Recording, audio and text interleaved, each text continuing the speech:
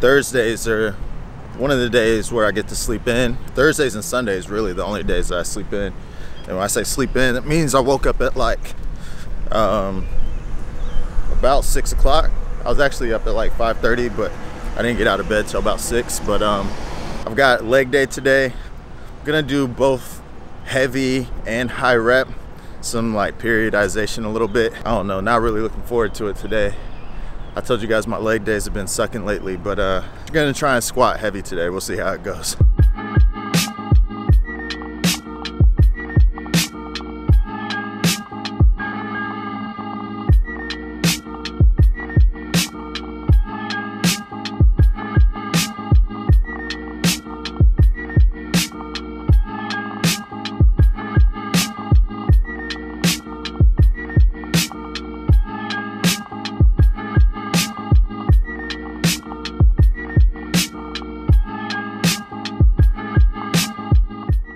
So the past week has been crazy as far as like my camera setup goes.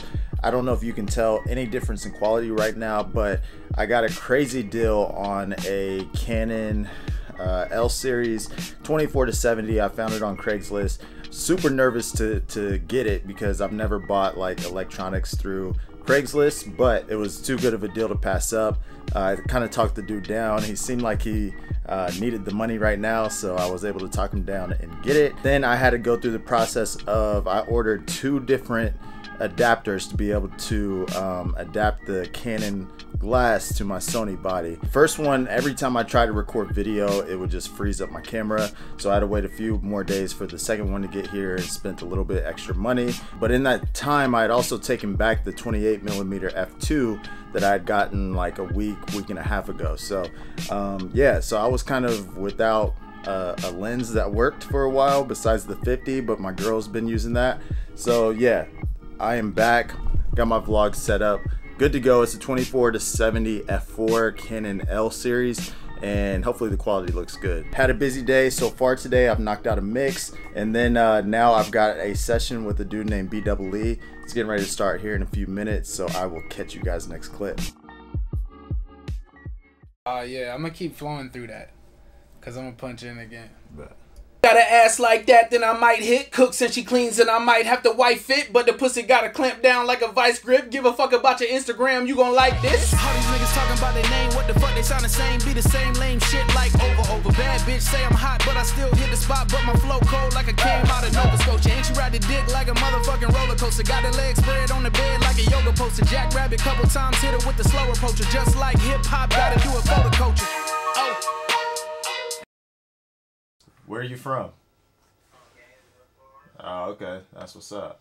Yeah, I mean, as far as getting clients goes, it's really, if you're trying to get people like in your studio to record and mix their music, it's really just about getting out to your local shows and networking with people. You know, luckily I was in a lucky situation because I started off as an artist, so I already knew a lot of the local artists in my city. But at the same time, I still would get out to local shows and like hand out my business cards to artists that I thought were dope and try to get them to come in. You know, some people were hesitant to just, you know, try out a new studio, but I would tell people like their first session, I would give it to them for free, so they really don't have nothing to lose, and it kind of incentivizes them to come in. So yeah, as far as getting, you know, your local artists into your building, that's what I would do. And then if you do a good job on their music, it just kind of spreads from word of mouth. It's funny, I just got off of a Skype call and we ended up having a conversation that I actually had with another dude earlier today. And it's random that we talked about this, but we were kind of talking about some of the mixing cheat sheets that you can find online. They kind of set you up for failure, at least in my opinion. You know, they're cool because for someone who's just starting off, they give you a little bit of a starting point of, you know, where you can kind of start. And when I say cheat sheet, I'm talking about when you have a vocal, you always high pass to 100 hertz. You always boost at 10K, always boost at 3K. For a snare drum, you do this. For a kick, you do this. For guitar, boost at 5K. For a piano, boost at 1. Like those things, I don't know who created those, but they really used to make me think that mixing was like a formula. And I got into mixing because I love music, but then whenever I would mix, you know, I wasn't thinking about the song and I wasn't thinking about how it sounded. I was more so thinking, okay, I have to do this. This is a vocal, I have to do this. Like, I felt like it was a science project or something. And it would really frustrate me to the point where, like I've told you guys, there's been numerous times where, you know, I would think that, you know what, I'm done mixing, I'm not cut out for this, whatever.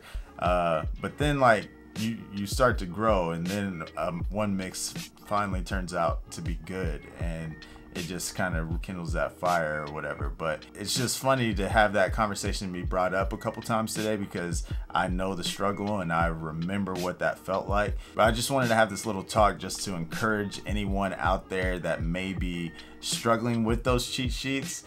I would probably put those things away if I were you, and just, you know, listen to a bunch of music and get familiar with how your room sounds, get familiar with what you like in some of your favorite songs, what elements you like.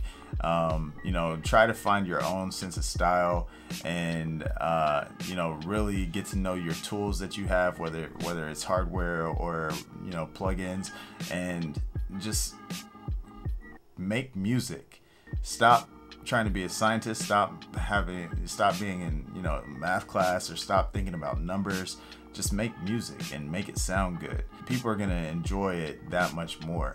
You know, I've talked about the technical aspects versus the creative aspects, and I think it's good to have a balance of both. But I don't think that it's good going into a mix thinking, you know, having presets in your mind. Just like I don't think it's good to mix through presets. Like, click a preset and just leave it just because it says shiny vocal. Like, I was talking to Alan, and I was talking to him, you know, about compressors. During my free time, I'll put up a vocal in Pro Tools, and I'll just use different compressors on it just to see the characteristics of that particular compressor. So that way, now in my head, this song has got a more, like, a darker vibe, a more gritty vibe. I have a idea of a compressor that has that type of characteristic, or this song has a clean vibe. I know a compressor and EQ that has that characteristic.